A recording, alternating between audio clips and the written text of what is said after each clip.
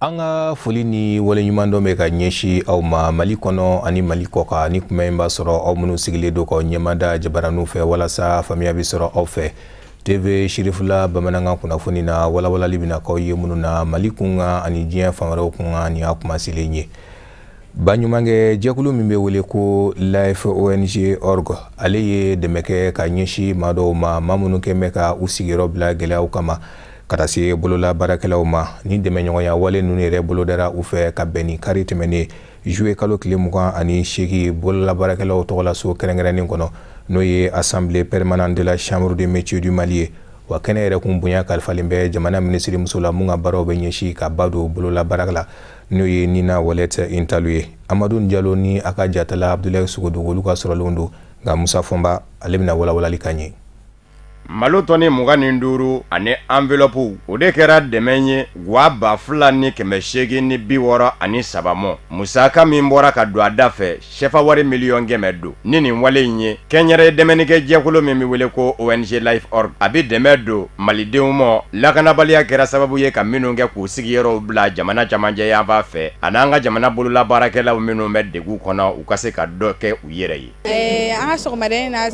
dili kun ye ka dɛmɛ don nordistes ma minnu kɛlɛw lase Mali la yan nɔ Bamakɔ yan ani dɛsɛbagatɔ an ka artisan dɛsɛbagatɔ ninnu ka se ka dɔn k'u ye ka hinɛ lase su ma a kun n'o ye sɔgɔmada in na terres b'a la menuisiers b'a la finikalannaw a bɛɛ quoi tout ce qui est en rapport avec l'artisan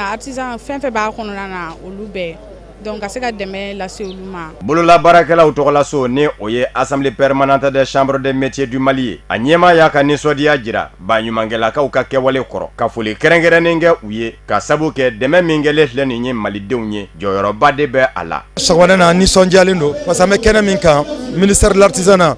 Assemblée permanente des chambres des métiers ani an ka partenaire ICI Life an y'a ɲini u fɛ u k'an dɛmɛ parce que an tɛ gerebu ye mais crise min y'an gosi cogoya min na ay artisanat gosi cogoya min na an bɛ résister ko caman na dɛ mais ni crise fanga bonyana ma dɔw bɛ yen u ka kɛnɛw nin na baarakɛminɛn b'u bolo mais minɛn tɛ san u bɛ se baara la mais baara de tɛ sɔrɔ o tɛ fantan ye mais o dɛsɛbagatɔ de donc bi kuma bulu de nɔ kan an bɛ mɔgɔw fo kɛrɛnkɛrɛnnen n'o ye Hervé Dibois ye ICI Life parce que an y'a fɔ dernière minute la a y'a accepté ministre tɔgɔla ne yɛrɛ tɔgɔla an b'a fɔ kosɛbɛ. Maa minnu kɛra bonya bisimilabaw ye u ye wale ɲuman dɔn kɛ jamana ɲɛmaaw ye a n'a dɛmɛbaw kɛrɛnkɛrɛnnen ɲɛna minnu ka baara bɛnnen don hadamadenya nasira ɲɔgɔn dɛmɛw ma i n'a fɔ nin kɛnyɛrɛ ye dɛmɛnikɛ jɛkulu ONG Life.org u ka nin hakilina in na ministre min ɲɛsinnen don an ka bolola baara kow ma ani maaw ka munumunu zalo an ka yɔrɔkɔrɔbaw la tourisme Nina Wallet Intalu a y'a yira k'a fɔ nin dɛmɛ ninnu nanu na kuma na ka sabu kɛ maa minnu bɛna dɛmɛw bisimila seliba musaka ko na nɔgɔya u bolo a sababu la. An b'aw ladɔnniya k'a fɔ kɛnyɛrɛ dɛmɛnikɛ jɛkulu ONG Life.org kabini san 2012 a bɛ ka baara caman kɛ dɛmɛ nasiraw ka Mali jamana kɔnɔ ka ɲɛsin mɔgɔw ma minnu kɛn bɛ k'u sigiyɔrɔw bila ka sabu kɛ lakanabaliya ye. An ka lasigiden min sigilen don Saudiya jamana kɔnɔ ka fara consul général kan olu taara u ɲɛ da an ka jamana hijidenw ka bɛn ni ɲina hiji ye 2019 a bisimilayara agence de voyage Shirifula tɔndenw fɛ lasigiden ye a jira ka kɔrɔfɔ la k'a fɔ nin ye ladala baara ye a fɛ sa o sa ka na a ɲɛ da a balimaw ka a ka se ka ladɔnniya u bɛ lahala jumɛnw na ka dugawu ɲini kɛ u fɛ ka laban ka jiru la k'a fɔ a bɛ u ka sagoyaw la. Buya Kulibali ale ye mun sɔrɔ ka bɔ kabini Saudiya jamana kan an ka jɛ ka ɲɛmadaw fɛ. Yani n ka nisɔndiya yira n bɛ foli kɛ fɔlɔ maliyɛn fɛn fɛn nana pèlerinage na ɲina n'u nana hiji la ɲina ala ye fɛn fɛn garijɛgɛ don a la ka na hiji la ɲina n bɛ foli k'a bɛɛ ye k'a f'u ye ko bisimila Makan Medina Arafat Muzdalifa ani Mina o bɔlen ko n b'a yira k'a fɔ anw nimisɛ wusalen don ambassadeur bɔra ka kuma damadɔ fɔ n bɛ segin olu de kan parce que kuma wɛrɛ tɛ ne bolo min tɛ ambassadeur ka kuma ye a fɔlɔfɔlɔ ye mun ye o tun ye ka foli bila bɛɛ ye yan ayiwa ka foli bila maliyɛn bɛɛ pèlerin fɛn fɛn sera yan ayiwa filanan fɛnɛ k'a f'u ye ko u bi yan ayiwa u k'a dɔn k'a fɔ ko consulat bɛ yen ambassade bɛ u kama yan n'i y'a ye anw bɛ yan o ye maliyɛnw de kosɔn ye ni maliyɛnw tɛ peut-être anw tɛna sɔrɔ yan ayiwa k'u hakili latigɛ d'u ma k'a dɔn k'a fɔ ni gɛlɛya fɛn fɛn b'u kan u kana jɔrɔ u k'a dɔn k'a fɔ ko mɔgɔ b'u kɔ yan n'o ye ambassade ni consulat ye an b'a fɛ k'u hakili latigɛ n'o ye o ye fɔlɔ ye filanan an b'a f'u ye fɛnɛ ayiwa u k'u hakili to hiji kow la parce que hiji ka nɔgɔ a ka gɛlɛn an b'a f'u ye don o don ayiwa a nɔgɔya yɔrɔ yɔrɔ jumɛn ye a nɔgɔya yɔrɔ ye o ye n'i bɛ ladilikanw lamɛn parce que n'i nana i tɛ se k'a bɛɛ dɔn hali n'i ye san 10 kɛ hiji la i kɔni b'a dɔn hiji kɔni tɛ bɔ a nɔ la mais san o san autorité saoudienne u bɛ fɛnw yɛlɛma n'o o yɛlɛmali ninnu nana n'o ma ɲɛ f'i ye i tɛ se k'o dɔn i bɛ se ka bila fili la ka sɔrɔ i t'a dɔn o de y'a kɛ an b'a fɔ hijiden bɛɛ u ka encadrement mɔgɔw k'u lamɛn u bɛ conseil fɛn fɛn d'u ma u ka tɛmɛ o siraw fɛ parce que n'i nana jamana la a wajibiyalen don i ka jamana sariyaw bato n'i m'olu bato dɔrɔn i bɛna gɛlɛya se e ma i bɛ gɛlɛya se i ka jamana ma donc an bɛ o gɛlɛya o conseil k'o di maliyɛn bɛɛ ma pèlerin bɛɛ ma o bɔlen kɔ ye an bɛ dugawu dɔw ye k'a f'u ye ala ye fɛn fɛn garijɛgɛ ɲina hiji la ala ka hiji kɛcogo ɲuman d'u ma u ye dugawu fɛn fɛn kɛ ala k'o bɛɛ minɛ ala ka u ɲuman nana cogo min ni hiji banna an bɛ dugawu kɛ ala ka segin n'u bɛɛ ɲuman ye kɛnɛya ani baden na an b'o dugawu kɛ hijiden kelen kelen bɛɛ ye ayiwa an b'a ɲini hijiden kelen kelen bɛɛ fɛnɛ fɛ u ka dugawu kɛ mali ye gɛlɛya min bɛ mali la bɛɛ b'a kalama ayiwa n'an farala ɲɔgɔn kan ka dugawu kɛ ka ca ala fɛ ala b'an bɔ gɛlɛya kɔnɔ ala bɛna ni hɛrɛ ye mali la hɛrɛ min n'an bɛɛ b'a tɔnɔ dun yan an b'o ɲini ala fɛ ala k'o k'an ye ayiwa o de tun ye dakuruna damadɔ ye ne tun b'a fɛ k'o fɔ an ka jamana faba mɛri n'o ye adama sangare ale fana ye wulikajɔ dɔw kɛ ka se ka jateminɛ kɛ ka ɲɛsi baara dɔw ma baara minnu lawulilen don ka se ka jamana faba kɔnɔ ka kɔdingɛ dɔw labɔ bari sabula ka da kan an bɛ samiya waatiw la ni kɔdingɛ ninnu ma se ka bɔ i n'a fɔ a laɲinina cogoya min na a bɛ se ka kɛ sababu ye ka degun se maaw n'u bolominɛw ma a ka wulikajɔw senfɛ an ka maa minnu tun bɛ an nɔfɛ taama in na o ye Mariétou Diallo ni a ka jatala ye Baba Keita. Bamako maire ba Adama Sangare ale ye ni yala in boloda ka t'i ɲɛda baaraw kan baara minnu bɛna to kɔdingɛw ka bɔ walasa ji ka a bolisira sɔrɔ o na kɛ sababu ye ka caman bɔ ji kasaraw la taama ye kun ye an ye mɔgɔw bila baara minnu na dingɛbɔ minnu na Bamako commune wɔɔrɔ bɛɛ lajɛlen kɔnɔ k'a lajɛ baara in bɛ ka kɛ cogo min parce que a y'a ye san ka nali fɔlɔ la a ye tiɲɛni kɛ tiɲɛni barika bonyana kosɛbɛ san o san baara in bɛ boloda ani commune wɔɔrɔ maire an bɛ baara in kɛ ɲɔgɔn fɛ mais ɲinan a fɔra an ɲɛna n bɛ to mɔgɔ fɛ san ka tiɲɛni n'o bɛna bonya ni san ka tiɲɛni n'o bɛna bonya an b'a fɔ an balimaw ye an ka ɲɔgɔn dɛmɛ baara la c'est pour cette raison don o don maire wɔɔrɔ minnu bɛ commune kɔnɔ entreprise ni GIE minnu baara kɛ u ka yɔrɔ la u bɛ taa lajɛ u bɛ baara kɛ cogo min wa an y'a ɲini k'a dɔn baara in bɛ niveau min na bi o de la an maire wɔɔrɔ ni Bamako maire an bɛɛ bɔra ɲɔgɔn fɛ an n'an ka dugutigiw ka taa lajɛ ni technicien baara in a b'a kɛ cogo min na est ce que a bɛ ka mɔgɔ nimisi wasa premier ministre y'a fɔ an ɲɛna Boubou Cissé an k'an jija baara la ni ala sɔnna a ma u b'an jukɔrɔma dɔɔni pour que an kana dɛsɛ pour que an b'a fɛ a ka taa sira min fɛ a ka se ka ɲɛ sira fɛ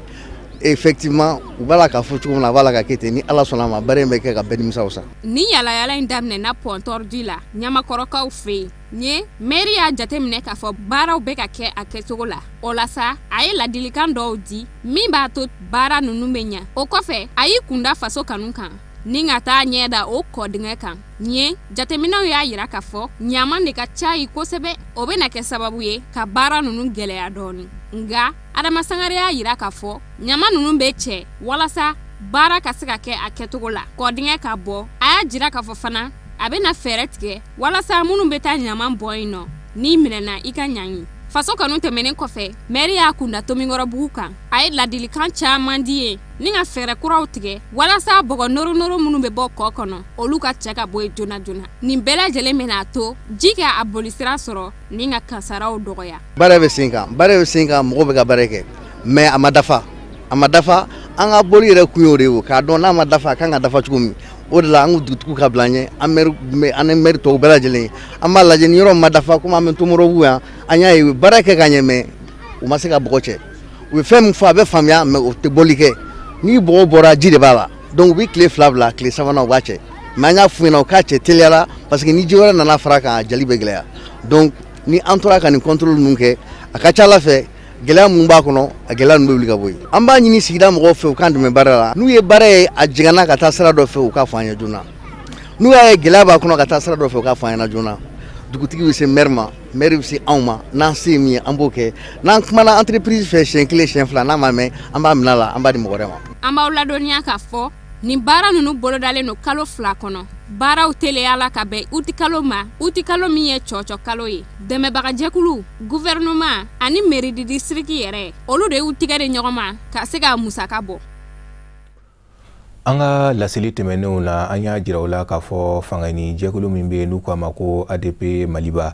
kɛrɛnkɛrɛnnenya la a ka bolofara min bɛ banabakaw fɛ a ye sibiri tɛmɛnen kɛ a ka rentrée politique ye an b'aw ladɔnniya k'a fɔ o sibiri kelen fana la a y'o kɛ yirituru wale dɔw ye o ɲumanya wale ni a sɔrɔ hakilina bɔra wasalen na n'u k'a ma ko Mamadu Diva Sɛnpara Amadu Kamara ni Dramani Maliw ye mun sɔrɔ ka bɔ Banaba an ka jɛ ka ɲɛmadenw fɛ. An ka bamanan dali min b'a fɔ ko maa o maa n'i ye yiri kelen turu i ka diɲɛnatigɛ kɔnɔna na ko jɔyɔrɔba b'i ye ka sanga ni o waleya in ye honorable Mahamadu Difa Sɛnpara n'ale banabakaw ka wasaden ye a ka fanga ɲini jɛkulu tɔgɔ la n'o ye ADP Maliba ye a y'a kanu ka yiri bayirika caman turu walasa banaba yiriko a bɛ se ka sabati cogo min na ka sanga ni sigidala mɔgɔw ka laɲini ye. Mɔni 2 kun b'an bolo kɔfɛ an gɛlɛ do ka jiri turu belebeleba labɛn Banama mara kɔnɔna na an bɛ fɛn ko fana lancement kɛ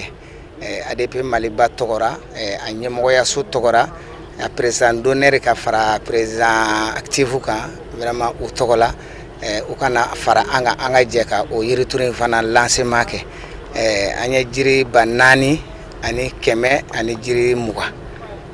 an nana ni o de ye dugu kɔnɔ mɔgɔw quartier dɔ kilalu ni ɲɔgɔn cɛ dɔw bilala maa o maa ni mago bɛ jiri la i bɛ fɛ ka taa turu i ka sigida la ou bien i ka du kɔnɔ ou bien i ka commune kɔnɔ i bɛ na jiri bɛ d'i ma bi jamana a mago bɛ jiri la a mago bɛ jiri la o b'a fɔ min ma waati yɛlɛma n'o ye changement climatique ye a kɔlɔlɔ bɛ anw fɛ yan kosɛbɛ kosɛbɛ kosɛbɛ a kɔlɔlɔ dun foyi tɛ se ka a bali ka tunu ne jiri turu tɛ. Honorable Mahamadu Difa Sɛnpara ka nin waleya in a bisimilara a ka parti ɲɛmayaso fɛ ni nisɔndiya ni bonya ni karama ye bawo parti ɲɛmayaso ka fɔ la nin ye waleya ye jamana kɔnɔden bɛɛ lajɛlen kan ka min ta ka don ba la u ye foli ani barikada kɛ ka ɲɛsin wasaden Mahamadu Fa Sɛnpara ma. An bɛ yan bi yirituru hukumu de kɔnɔ san o san Mali ye mois de juillet de jɔ yirituru kama a fɔ ma ko campagne nationale de reboisement. Maintenant au hukumu kɔnɔ région o région b'a ka campagne organisée cercle o cercle b'a ka campagne organisée dɛmɛbaw de b'an na sinon n'a fɔra ko service dɔrɔn ka nin baara kɛ a bɛ gɛlɛya donc ɲinan an ye dɛmɛbaga min sɔrɔ o ye honorable Fa Sɛnpara ye kabini samiya ma don a y'a kuma fɔ an ɲɛna ko ale ɲinan vraiment ale hakili b'a la ka yiri damadɔ turu Banamba yan ani ka yiri di mɔgɔw ma pour que u taa turu u sago la donc o hukumu kɔnɔ an ye démarche bɛɛ caman kɛ ɲɔgɔn fɛ pour que an bɛ se bi don in ma donc yiri kɔni turula an bɛna tɔ laban sisan ne kɔni bɛ min ɲini banabakaw fɛ yiri turula yiri nin tɛ Eaux et Forêts ta ye dɛ yiri tɛ n fa Sɛnpara ta ye ni yiri nin falenna n'a ɲɛna banabakaw bɛɛ tɔgɔ duman de bɛ fɔ a la. Nin don kɛrɛnkɛrɛnnin tali ka ɲɛsin jirituru ma Banaba cercle kɔnɔ ni a hakilina ɲuman bɔra Mahamadu Fa Sɛnpara la a kun tun tɛ dɔwɛrɛ ye walasa ka ja jugu ani jiriko gɛlɛya k'o kɛlɛ ko bɔ Banaba cercle kɔnɔ ni ka tila k'u jɔyɔrɔ fa sigida lakanali ani an ka kungodaw matarafali ko ɲuman na. Nin yirituru in yɛrɛ an ye compétition de kɛ quartier Banaba ye quartier wɔɔrɔw ni ɲɔgɔn cɛ ka moyen di u bɛɛ ma ka jiri di u ma n'u y'a kɛ ne quartier min ye bɛɛ da an bɛ ka ko belebeleba labɛn o quartier an bɛna o kɛ o ye san wɛrɛ ye bon an filɛ ka nin jiri turu nin yɔrɔ in min fana na a janya bɛ bɛn kilomètre 1 de ma mais an ye mètre 200 de taara ɲina na ala ma an ka jɔnya jɔra san o san an bɛ mètre 200 taara ka o turu fo ka se kilomètre 1 hakɛ la ka don dugu kɔnɔ. an b'a yiraw la k'a fɔ ko jirituru ye waleya ye min nafa ka bon kosɛbɛ bunahadamadenya la wa ni maa o maa n'i ye yiri kelen turu i ye i jɔyɔrɔ fa jamana jɔli ani jamana ka ɲɛta sabatiliko ɲuman na wa Mamadu Fa Sɛnpara ka tɛmɛ ni a ka fanga ɲini jɛkulu ADP Maliba ye olu kalekan don ko Mali ka kɛ jamana ye jamana min a b'i lakodɔn yiriko la sanji o ni sigida lakanaliko ɲuman o matarafali waleyaw sabatili la n'an b'a fɔ fɛn min ma ko Mali vert ka Mali jamana kɛ jamana ye fɛn bɛɛ lajɛlen ye binkɛnɛnama ye n'a bi hɛrɛ kofɔ ani nɛɛma kofɔ. Donta kawriya kalami kun sigira senga ka ɲɛsi maa dɔw ma administrateur b'o la technicien b'o la minnu ka bolo bɛna bɔ ka ɲɛsi biennale artistique baara labɛnw sabatili kan senga o baaraw de kuncɛra ka bɛn ni sibiri tɛmɛnen juillet kalo tile 27 palais de la culture kɔnɔ Alamadu Badini ale bɛna walawalali kan ye.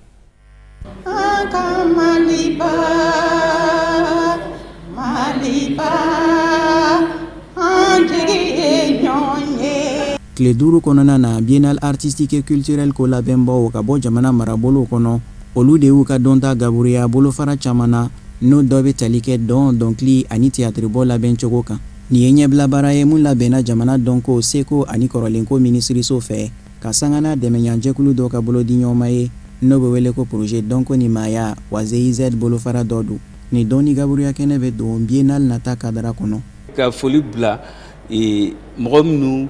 nana an dɛmɛ nin baara in na n'an bɛ se ka foli ma formateur participants minnu bɔra région na an ka Mali fantan naani bɛɛ a bɛɛ directeurs bɛ yan directeurs régionaux bɛ yan directeurs des troupes bɛ yan encadreurs de discipline bɛ yan Mali fantan naani bɛɛ a bɛɛ nana nin atelier in na donc an bɛ se ka an bɛ foli bila olu la ani an dɛmɛbaga ni o ye dɔnko ni maaya Allemand ka projet dɔ de a fana y'a jeni yɔrɔ fi atelier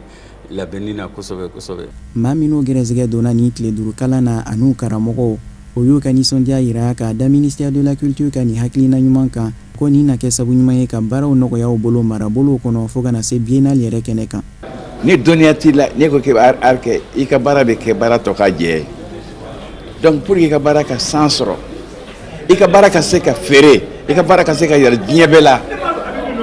fo e yɛrɛ ka former de e min bɛ denmisɛnninw dege baara la n'i ye degera a la donc olu b'a faamuya u bɛ se ka a kɛ ka a kan ka kɛ ni technique fɛn fɛn pour ka niveau ɲuman d'a ma olu b'o kɛ.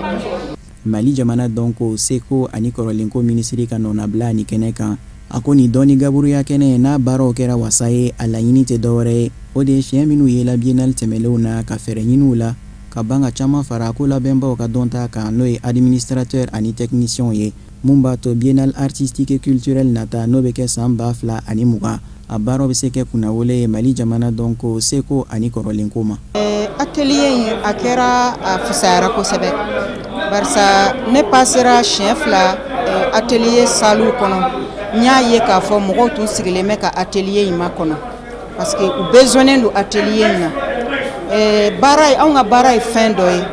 i sigilen ten n'i tɛ dɔ fara i hakilinaw kan a tɛ taa ɲɛ donc biennale an famana biennale ma kojugu an ye biennale spéciale kɛ pour que ka se ka biennale lakunu dɔɔni maintenant n'an bɛna min kɛ 2020 kɔnɔ ala k'o yira an bɛɛ kɛnɛ na fo ka kɛ ko sabatilen ye bon n'a ma ɲɛ k'a bɛ kɛ ko sabatilen ye fana o k'a sɔrɔ mɔgɔw hakilinaw falenna taabolo kura ka ye kow la formateur ni olu ma former ka ɲɛ olu tɛ se ka mɔgɔw former ka ɲɛ o de kɔnɔna na an ye ni formation kɛ an ɲɛ b'a la a diyara formateur ye a diyara participants yɛrɛ ye kojugu bɛɛ nisɔndiyalen de bɛ ka segin ka taa so. K'aw ladɔnniya k'a fɔ ko nin dɔnni gaburuya hukumu kɔnɔ fɛn min ye attestation ye o dira maaw ma wa dɔn ko seko tigilamaw ye kɛnɛ sankɔrɔta ni dɔnkili dumanw dali ye. O fana de bɛ an sɛnsɛn ka se diɲɛ fan wɛrɛ kunnafoniw ma karamɔgɔ Musa Fɔnba ale bɛna bi ta walawalali kan ye.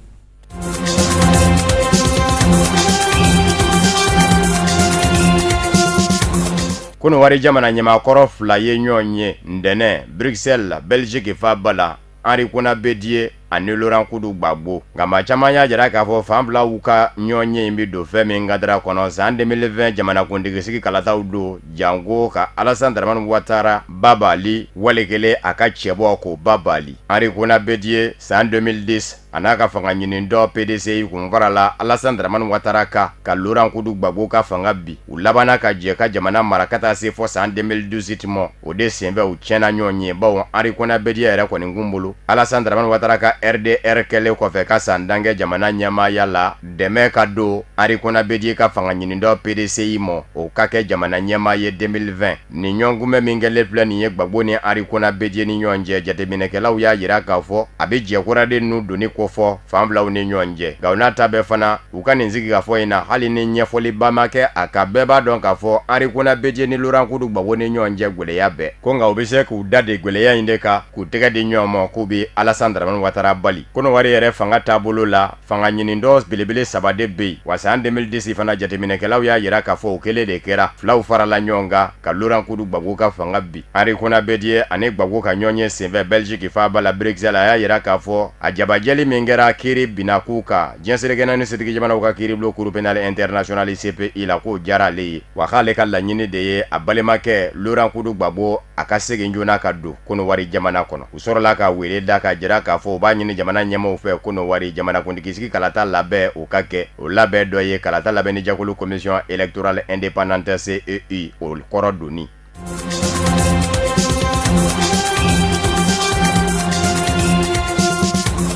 La Guinée Conakrykaw ka jamana sariya sunba kɔlɔsiyɔrɔ ɲɛma Kelefa Sall la dabama ka wele sera ma Conakry faaba la Sibiri maa minnu n'a bɛ baara kelen kɛ kiiriko binaku ka sariya ko ɲɛdɔnbanganaw olu y'a yira k'a fɔ ladiri kundo a ka cɛsiri fanba bolila fɛn min kan o ye kiiritigɛlaw olu ka yɛrɛma hɔrɔnya ka sɔrɔ u fɛ Kelefa Sall yɛrɛ ka kumaw taara kunjɛ ni gwɛlɛya dɔw ye a yɛrɛ kan ka sababu kɛ k'a to jamana sariya sunba kɔlɔsiyɔrɔ ɲɛmaaya la Cour constitutionnelle septembre kalo tile 12 san 2018 ɲɛnatigɛ kɔnɔntɔn minnu bɛ jamana sariya sunba kɔlɔsiyɔrɔ kɔnɔ 8 farala ɲɔgɔn kan ka jira k'a f'u y'a ka fanga bi ka bɔ ɲɛmaaya la ka sababu kɛ ko maa min don k'a ti maa lamɛn ko min mana diya ye k'a b'o de kɛ nka Kelefa Sall yɛrɛ kɔni y'a yira k'a fɔ ale binni a toɲɔgɔnw fɛ jamana sariya sunba kɔlɔsiyɔrɔ ɲɛmaayaso kɔnɔ ko fanga ka janba don ka sababu kɛ fanga y'a dɔn k'a fɔ ale furadama a ma jamana ɲɛmaa musalaka mandat sabanan ko la ni jamana sariya sunba ferekete yɛlɛmali ye hakili jiginna san 2015 décembre kalo tile 14 Alpha Condé kɛlen ka mandat 2nan sɔrɔ a bɛ n'i jɔ k'i kale don min na jamanadenw ye jamana sariya sunba kɔlɔsiyɔrɔ ma ɲɛmaa ɲɛkɔrɔ Kelefa Sall dɔw y'a yira k'a fɔ a ɲi ye falakɔnɔ bi tigɛ o don Kelefa Sall Alpha Condé jɔn b'a ɲɛkɔrɔ kuma min a ko jamana ɲɛmaa Alpha Condé b'a ɲini fɛ i kɛ ko min ye nin ye jamana ɲɛmaa ye san 5 nata kɔnɔ i jija i kana tiɲɛnɛ siraw minnu ŋɔnen don bɛnkan fanga kɔnɔ kana sɔn k'olu siraw minɛ siraw minnu ŋɔnen don mara kɛcogo ɲuman kɛmɛ ka siraw minnu ŋɔn kana sɔn k'olu siraw minɛ fɔlisen dumani min bɛ ka diya maaw kunfɛ bi ni jamana ɲɛmaa caman bɛ k'i dɔn a fɔlisen la mandat sabanan fɔlisen dumani kana sɔn o fɔlisen in ka don i fɛ dɔw y'a yira k'a fɔ kɔrɔfɔ in ye Alpha Condé tɔɔrɔ a don ko de y'a to Alpha Condé donna a n'a ka maaw ni ɲɔgɔn cɛ jamana sariya sunba kɔlɔsiyɔrɔ ɲɛmaayaso kɔnɔ k'u bila a la minnu bɛ ka ko in kɔrɔmasuru k'o ye u ko Alpha Condé yɛrɛ a ka mandat 2nan banni an n'o cɛ panko kelen ni ɲɛwawa don nka hali bi a ma se k'a fɔ maa ye a b'i kanbɔ walikɛla t'i kanbɔ ka mandat sabanan ɲini Kelefa Sall a ka janajaw bɛ kɛ ka bɛn ni tarata wulatile ye La Guinée Conakry kaburu dɔ min wele ko Cameroun kaburu dɔ a bɛ kɛ yen a ka denbaya ka fɔ la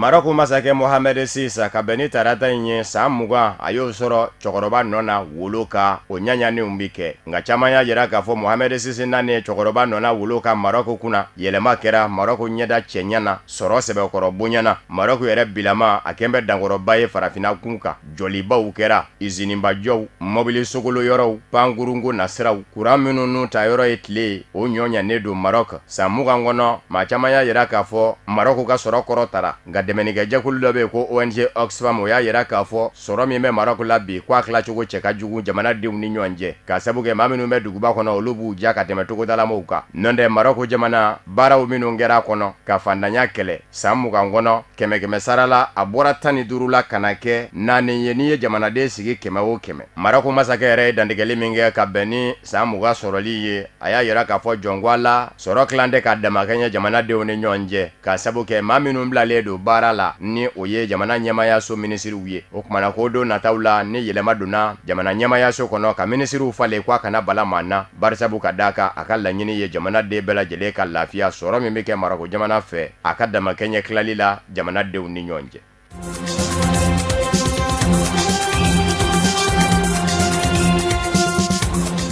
Sudan jamana kono dugu min bɛ wele ko Al Ubaid maa 5 bɔnɛna a nina ye kalandenw gundu ndɛnɛ nisɔngoya taama dɔ senfɛ lakana tigilamaw ye mugu banamini u ni ɲɔgɔn cɛ ka maa 5 ninnu fa dɔw y'a yira k'a fɔ nin ye ko kura ye Al Ubaid kaw fɛ bawo kabini ko in daminɛna kabini Omar El Bashir bɛ fanga na ni dɔ farala buru sɔngɔ kan n'o ma bɛ jamanadenw mɔ ko soroba ɲami daminɛna jamana kɔnɔ fɔ ka t'o bange a bili la mankan kun ma deli ka kɛ nin dugu in na ni o ye Al Ubaid ye nka jirala k'a fɔ nin Al Ubaid kaw fɛ u sina ka bala k'a ye buruko kelen min dara ni jamana ɲɛma Omar El Bashir ye olu yɛrɛw fɛ dɔ sina ka bala ka yɛlɛ buru sɔngɔ kan u ma bɛn u mɔ ani taji u de wulila sa ko b'u ka nisɔngoya de jira o la lakana tigilamaw ye kisɛ ti u la baarakɛlaw ka labasa jɛkulu min bɛ Sudankaw fɛ n'o yɛrɛ ka wulikajɔ bonyana jamana ɲɛmakɔrɔ Omar El Bashir ka fanga binni na o y'a yira k'a fɔ jɛntikɛ n'a ye nin na ɲɔgɔnna fali ka kɛ Sudan jamana kɔnɔ bilen o kumana u bi wele bila u kanubaaw ma bɛɛ lajɛlen ka bɔ ka bɔlɔ minɛ Sudan baba la Khartoum jango maa minnu kɛra maa 5 faabaw ye surasiw la jamana ɲɛmaw wale kelen kuma ɲɔgɔnya bɛ u ni surasi ɲɛma minnu ni ɲɔgɔn cɛ furanjɔrɔ fanga sigiliko la o k'u maaw minɛ k'u bila kiri ka bolo kan.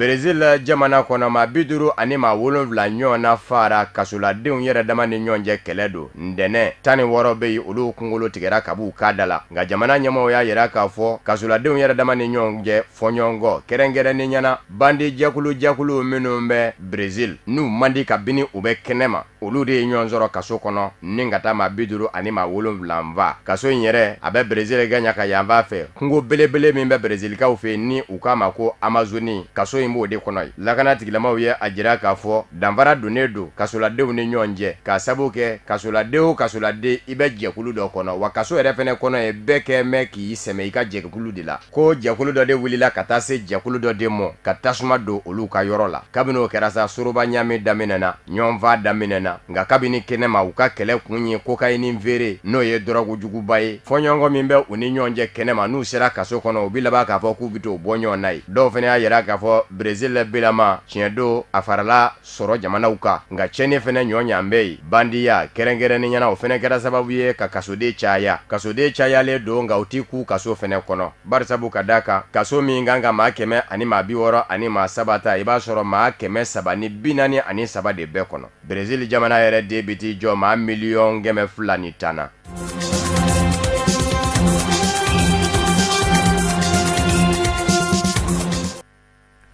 O fana de bɛ dansigi bi bamanankan kunnafoni sɔrɔlenw na mun labɛnna kunnafonidiso ɲɛmaayaso fɛ ka kɛ ni kuma in ye aw k'an bɛ diɲɛ waati wɛrɛ